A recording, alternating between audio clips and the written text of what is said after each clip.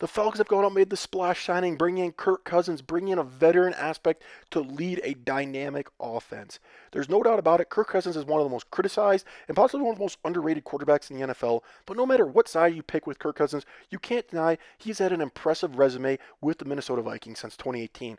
Elevating their play to winning an NFC North title, taking to the playoffs year in and year out. He has been a difference maker in the Minnesota Vikings organization. And now he's looking to lead a Atlanta Falcons team that is young and poised to break out. Today, I want to jump into the film and really analyze what does Kirk Cousins do well? What does he bring to this Falcons offense to elevate them for a possible playoff run and maybe even deeper? So without further ado, let's get into the film. One of Kirk's best traits is his ability to work the intermediate to quick passing game, as we see here with the Vikings running Y option. It's a simple read. All we're going to do is read that Mike in red. If he pushes to the field, we're going to have leverage for the option route to work one-on-one against the will.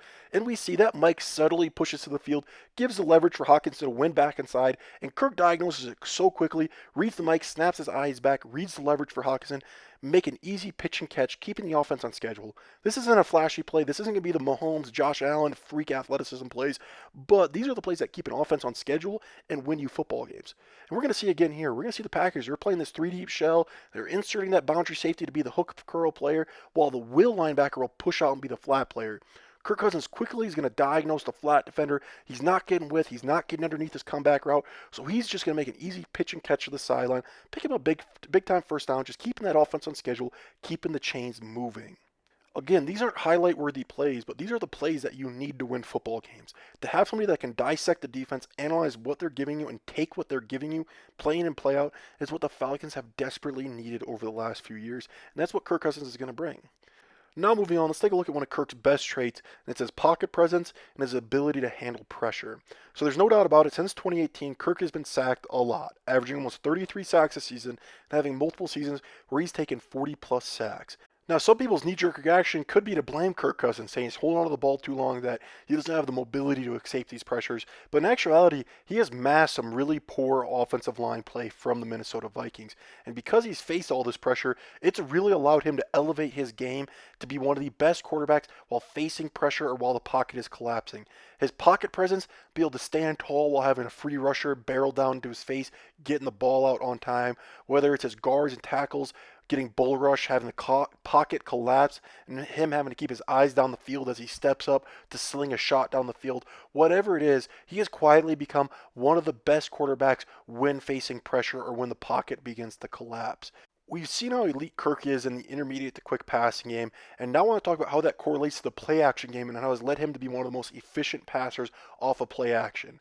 A key to any play action concept is getting a good run fake. But to deliver a good run fake, you have to turn your back to the defense, such as like the drift concept, where you're going to have to turn your back to the defense for a solid 1 to 2 seconds.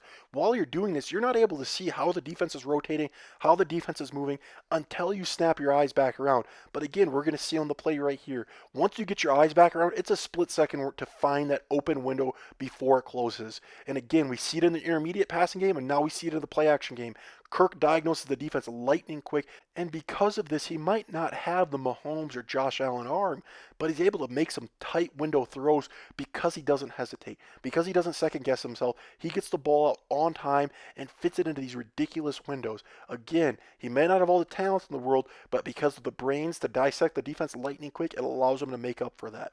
Again, we're going to see on this next play, it's not just about making tight window throws, but because he's able to read the entire field, he's able to protect his own receivers. Once again, off of play action, turning his back to the defense, but he snaps his eyes around, takes a shot to TJ Hawkinson deep across the middle of the field, and oh no, it's on his back hip. This looks like an inaccurate throw. But in all reality, he read the full field. He sees the flat defender from the other sideline getting depth, so he places the ball on the back hip of Hawkinson to protect his guy from a kill shot. There's no doubt about it, Kirk puts on a masterclass of taking what the defense gives you. We see it in the quick intermediate game. We see it off the play action game. We see it against pressure. He is a master at dissecting and just taking what the defense gives you. And when I say that, you might automatically think, oh, he's just a game manager. He's not going to push the ball down the field. But here we go on this next play. We see we're running wide juke here against cover one from the Packers.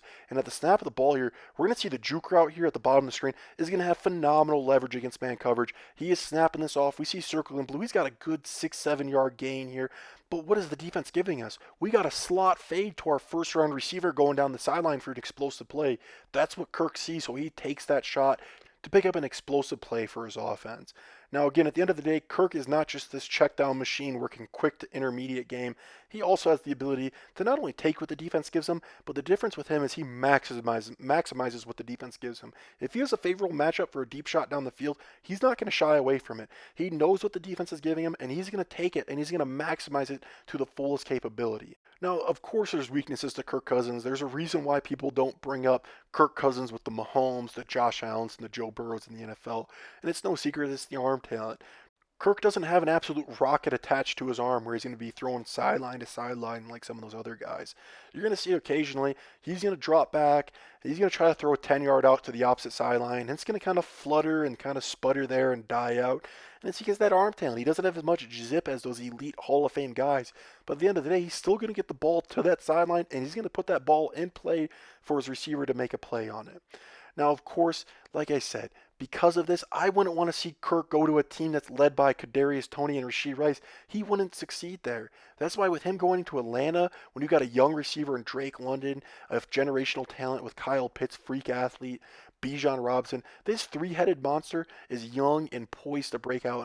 Pairing that three-headed monster with one of the best offensive lines in the NFL, as well as having a point guard at quarterback, I'm excited to see Kirk Cousins facilitate this offense and to maximize what the defense gives him play after play, and most importantly, just getting the ball into these playmakers' hands so that this breakout season that's been waiting to happen and has been brewing for the last few years can finally come, and maybe we can finally see the Falcons take that next step and not only be a playoff team, but maybe even secure a Super Bowl win after all.